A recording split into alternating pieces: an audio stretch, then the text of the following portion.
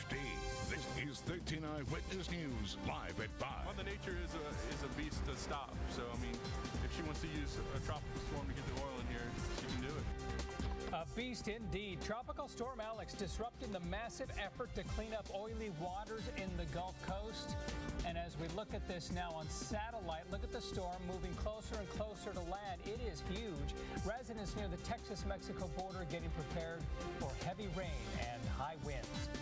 Welcome to Live at 5 at this hour. I'm Art Rascone. And I'm Melanie Lawson. Eyewitness News has our crews spread out across the Gulf Coast. In just a moment, we're going to check in with Wayne Deltrafino, who's standing by live in South Padre Island, awaiting the arrival of Alex. While In Focus reporter Ted Oberg is in Empire, Louisiana, monitoring Alex's effects on efforts to contain the nation's worst oil spill. But first, let's get the latest on where Alex is now. Chief Meteorologist Tim Heller has been tracking the storm's every movement. Hello, Chief. Well, Art and Mel, this afternoon, Alex continues to be a very strong tropical storm with winds at 70 miles an hour. But the National Hurricane Center also tells us this may be a hurricane. There may be some embedded winds a little bit stronger than that, but they're keeping the classification a tropical storm for now. Take a look at the storm here in our high-resolution, high-definition, visible satellite picture, and you can clearly see in the shading of the satellite the thicker thunderstorms that are spiraling around the center of the storm system. You can also see the high, thin, wispy cirrus clouds overhead, but this also shows us some dry air is being pulled into the circulation of the storm, which may be part of the reason why Alex is not a stronger storm this afternoon. The winds, I said, are still estimated at 70 miles an hour, but the gusts are at about 86. The pressure is at 981 millibars, a little bit lower, in fact, a lot lower than you usually find for a tropical storm. Alex is at 23.2 north, 94.0 west. Now, here's a look at the forecast track along with the wind forecast. And by tomorrow afternoon at 1 o'clock, Alex will be getting pretty close here to the northern Mexico coast. Tropical storm force winds shaded in yellow here should start to reach the Brownsville area late tomorrow morning into the afternoon. Gale force winds covered in red or orange, and then there's a small area where hurricane force winds are forecast right underneath the icon there. By late Wednesday into early Thursday, we're still looking at tropical storm force winds south of Baffin Bay into Brownsville, gale force winds. But then from Thursday into Friday, the storm continues to weaken down to a tropical depression. Now, because there's still a possibility with this wide envelope of winds around the storm, tropical storm force winds could reach areas above Baffin Bay. They're still covered by a tropical storm warning. Hurricane warnings in effect from Baffin Bay to Brownsville all the way down into northern Mexico. But at this point, I can tell you that no parts of southeast Texas are under tropical storm watches or warnings. The only thing we may see around here would be a little bit of coastal flooding from the storm. That with some gusty winds and heavy rain. That could be our biggest problem from Alex. More coming up in your forecast. All right, thank you, Tim. Well, an interesting note here. Several hurricanes and tropical storms have actually taken the same path as Alex, right towards the Mexico-South Texas border.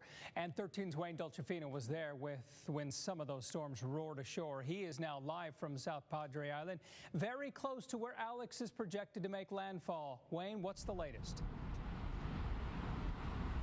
Good afternoon, Art and Melanie. It's windy but sunny again here in South Padre Island. About an hour ago, though, a nasty squall line came through, the first one, but we expect the weather to be pretty downright lousy over the next 24, 48 hours here in South Padre. We're on the beach at one of the city parks, but the beaches are closed, officially closed at 5 o'clock this afternoon, and you can look out there and see why. That surf tells you that something is brewing out there in the Gulf of Mexico. There were folks swimming, some folks collecting seashells at the last minute, a couple of surfers, but most folks have gone. Luis Silva, the last to leave. There it goes. Back up just a little bit. Back up.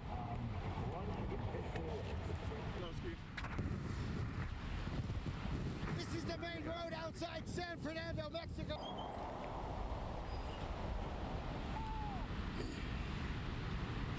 Folks here in South Padre and the Rio Grande Valley in general do not think anymore, as Tim just told you a couple of minutes ago, that South Texas is expecting a direct hit from Tropical Storm Alex, even if it becomes a hurricane, unless it drastically changes course. And they have seen much, much worse storms before.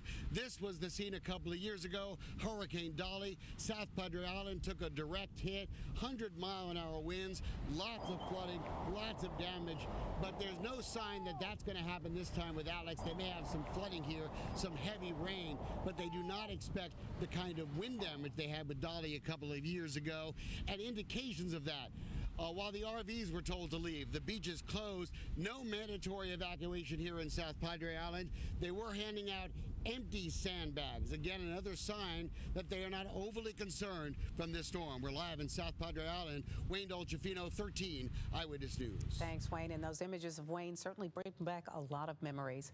Well, Harris County emergency officials are telling residents to use Alex as an opportunity to make sure you are ready for this upcoming hurricane season. Now is an excellent time for people to remember to prepare themselves for this hurricane season. And if you're going to need assistance evacuating, to dial 211. Harris County's Office of Emergency Management remains on a level 3 alert. Now that means increased readiness. They say they will be watching for those rain bands the chief was talking about and higher tides in our area. They're also going to be holding conference calls with the National Weather Service on a regular basis. Well, because of the storm, summer school and summer camps are being canceled for students in Galveston ISD, but only through Friday.